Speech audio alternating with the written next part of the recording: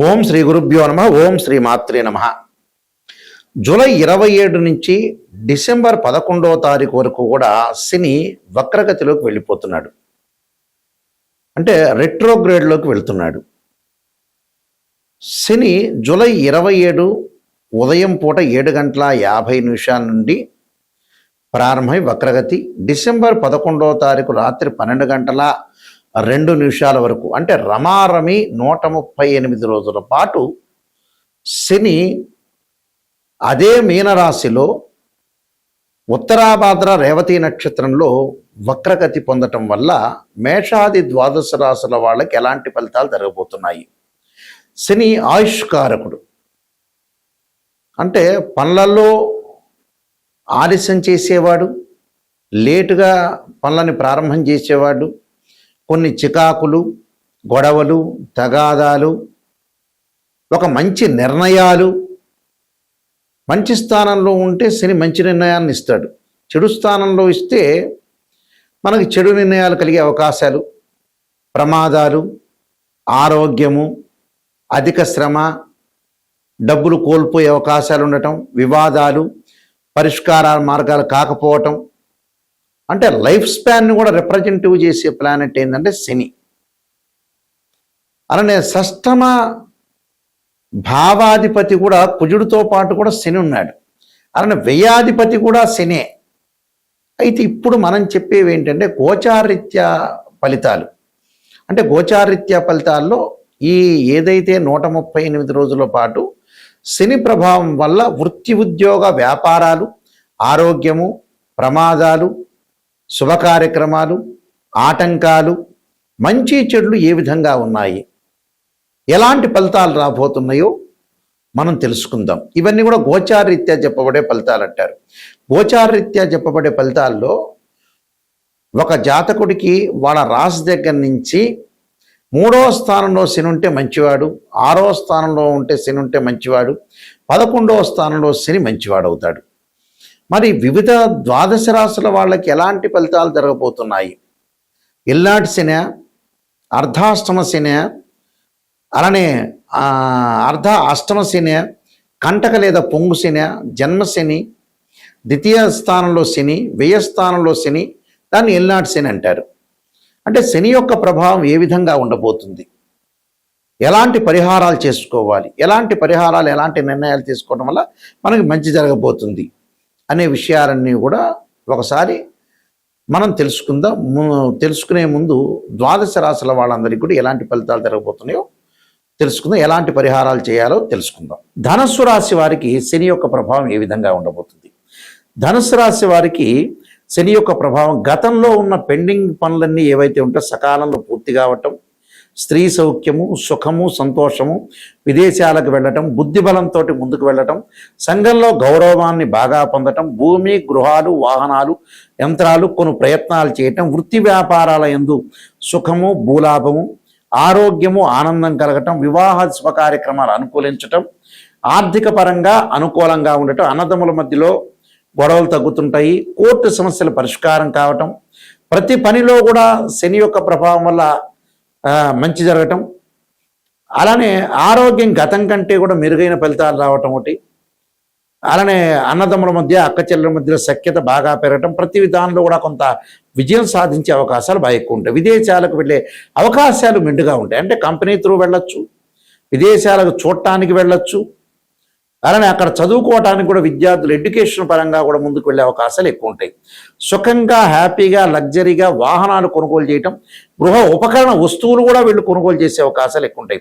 భూములు కొంటారు, గృహాలను కొంటారు, వాహనాలను, యంత్రాలని ప్రయత్నాలు చేయటం, వృత్తి వ్యాపారాలను సుఖము, ఆరోగ్యం, ఆనందం, వివాహ శుభ కార్యక్రమాలు కూడా వీళ్ళకి అనుకూలించే అవకాశాలు ఉంటాయి. కాబట్టి మరింత మంచి ఫలితాలు రావాలంటే ఖచ్చితంగా వాళ్ళు చేయాల్సింది ఏమిటి అంటే ఓం నమస్వ పంచాక్షరి తత్పురుషాదే మహాదేవాయ ధీమే తన్నో రుద్ర ప్రచోదయాత్ అనే మంత్రాన్ని చక్కగా చదువుకోండి. శనివారం శని ప్రదక్షిణాలు చేయండి. చేయటం వల్ల మీకు మంచి జరిగే అవకాశాలు ఖచ్చితంగా ఉంటాయి. ఇవన్నీ కూడా గోచారరీత్యా చెప్పబడే ఫలితాలు అంటారు. అంటే this is the transit system అంటారు. గోచారం ఎప్పుడూ కూడా మనకి ఏదైతే 138 రోజుల్లో శని యొక్క ప్రభావం ఏ విధంగా ఉండబోతుంది, మనం ఎలాంటి నిర్ణయాలను తీసుకోవాలి, ఆరోగ్యపరంగా ఎలా ఉండబోతుంది, వృత్తి ఉద్యోగాల్లో ఏ విధంగా ఉండబోతుంది అనేది మనం తెలుసుకున్నాం. దాని పరిష్కార మార్గం ఏంటి, శని బాగలేని వాళ్ళు ఏం చేయాలి, ఆరోగ్యపరంగా ఇబ్బందులు కలుగుతుంది అని అంటే ఖచ్చితంగా నువ్వుల నూనెతోటి శివుడికి అభిషేకం చేయాలి. ఇది పురాతన పద్ధతి, ఇప్పుడు వాళ్ళకి తెలియదు. అదేంది గురువు గారు నువ్వుల నూనెతోటి శనికి అభిషేకం చేయాలి, శివుడికి ఏంటి అనేవాళ్ళు ఉన్నారు. నువ్వుల నూనెతోటి శివుడికి అభిషేకం చేస్తే ఆయు ప్రమాణం పెరుగుతుందని అర్థం, ఆరోగ్యపరంగా ఇబ్బందులు కలగవని అర్థం. పనులలో ఆలస్యం జరుగుతుందా శని వల్ల వీళ్ళకి అనుకునేవాళ్ళు తప్పకుండా శనికి నువ్వుల నూనెతోటి అంటే తైలాభిషేకం చేయాలి. అలానే శని యొక్క ప్రభావము జన్మశని ఉన్న వ్యక్తులు ఎవరైతే ఉంటారో, జన్మశని ఎవరికి ఉంది అని అంటే ఆ జన్మశని ఉన్న వ్యక్తులు ఎవరైతే ఉంటారో అలాంటి వ్యక్తులు వాళ్ళు చేయాల్సిన విధానం ఏంటంటే శని జపం చేపించటం కానీ 19,000 సార్లు బ్రాహ్మణులతోటి, అలానే శని హోమాన్ని చేయటం మంచిది.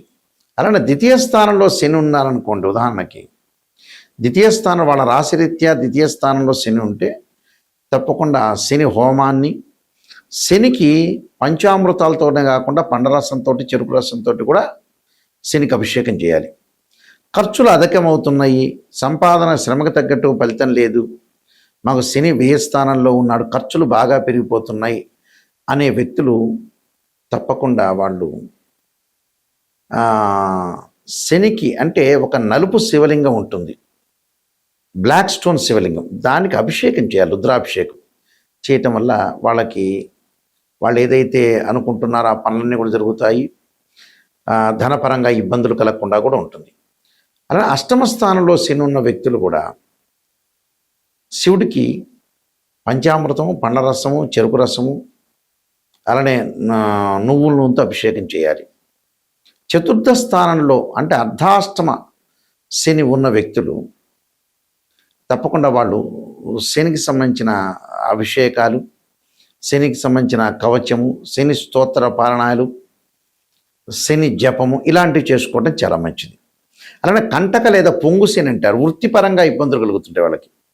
అలాంటి వ్యక్తులు తప్పకుండా నువ్వులు దానము, నల్ల వస్త్రము, అలానే శనితో ఏదైతే శనికి ప్రీతికరమైన నల్ల నువ్వులు బెల్లంతో చక్కగా పదార్థాలు ఉండల్లాంటివి తయారు చేసి మనం ఇంట్లోనే తయారు చేసి ఏదైనా దేవాలయంలో ప్రధాన అర్చకులకు ఇస్తే భక్తులందరికీ కూడా వితరణ చేయటం వల్ల కూడా శని యొక్క దోషం పోతుంది. ఇక చాలా మంచి పరిహారం చెప్పబోతున్నా ఇక్కడ నేను, పురాతనమైన పరిహారం, ఇది ఎవరికి కూడా తెలియని పరిహారం, చాలా పాత రోజుల్లో బ్రాహ్మణులకు మాత్రమే ఆ పరిహారం, పెద్ద మనుషులకు మాత్రం తెలుసు. అలాంటి పరిహారం ఏంటంటే శని యొక్క దోషం ఉన్న వాళ్ళకి అద్భుతమైన పరిహారం ఇది. ఏమిటి అని అంటే శనివారం రోజున చక్కగా మనం ఆంజనేయ స్వామి దేవాలయం కానీ శివాలయంలో కానీ ఏదన్నా ఒకదాన్ని మీ దగ్గరలో ఉన్నదాన్ని ఎంచుకొని, మన ఇంటిలో బియ్యం ఉంటాయి, ఆ బియ్యాన్ని దంచుతే ఏమంటారంటే నూకలు అయినాయి అంటారు.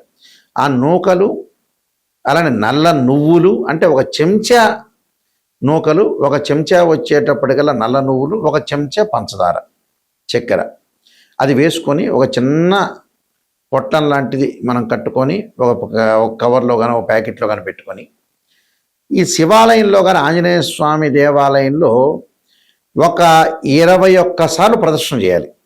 21, 54, 108 లేకపోతే 11, మినిమం 11 ప్రదక్షిణ అంతా కూడా చేసి వచ్చిన తర్వాత తీర్థప్రసాదాలు తీసుకోకముందు మనం ఏదైతే తీసుకున్నామో ఆ పదార్థాన్ని అంటే నువ్వులు, అలానే నూకలు, అలానే పంచదార నల్ల చీమలకు పెట్టాలి. ఒకవైపు పెట్టి అంటే ఒకవైపున అవి మనం పొట్లమంతా ఇప్పదీసి ఎక్కడైతే ఆ టైంలో నల్ల చీమలు ఉంటాయో ఆ నల్ల చీమల దగ్గర వేయాలి. ఒకవేళ కనపడలేదనంటే కూడా ఒక మూలకు వేసి వెళ్ళి రావటం మంచిది. ఆ మూలకు ఒక మూల, ఏదో ఒక మూల, ఎక్కడొక్కడ దేవాలయంలో చీమలు ఉండకుండా ఉండవు. ఆ చీమలకు పెట్టడం వల్ల శని దోషం అనేది తొలగిపోతుంది. అయితే దీనికంటే ముందు తలస్నానం చేయాలి. సబ్బుతో కానీ షాంపుతో కానీ తలస్నానం చేయాలి. ఒంటి మీద సబ్బును రుద్దుకోవచ్చు, తల మీద మామూలు స్నానం చేసి శివాలయం కానీ ఆంజనేయ స్వామి యొక్క ఆంజనేయ స్వామి ప్రదక్షిణాలు చేసి అది పెట్టి అప్పుడు తీర్థప్రసాదాలు తీసుకోవాలి. ఆ రోజున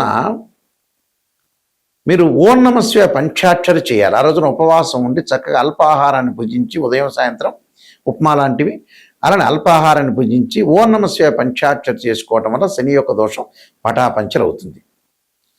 అలానే ఇక్కడ మా వెబ్సైట్ www.nayakanti.com nayakanti.in అని కూడా చూడొచ్చు.